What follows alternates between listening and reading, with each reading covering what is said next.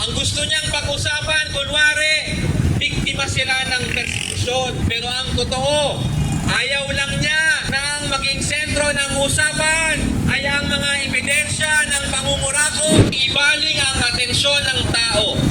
Walang iba kundi maliitin itong impeachment para ang pag-usapan ay ang kanyang kandidatura, hindi ang mga ebidensya laban sa kanya. Ang gusto niyang pag-usapan, kunwari, biktima sila ng persekusyon.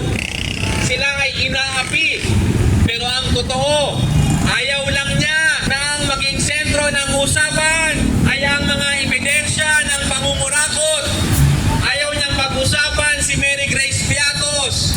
Ayaw niyang pag-usapan ang 125 million in 11 days. Ayaw niyang pag-usapan yung testimonya ni Madriaga na umaamin na siya ay nag-deliver ng pera sa iba't ibang lokasyon para kay Sara Duterte.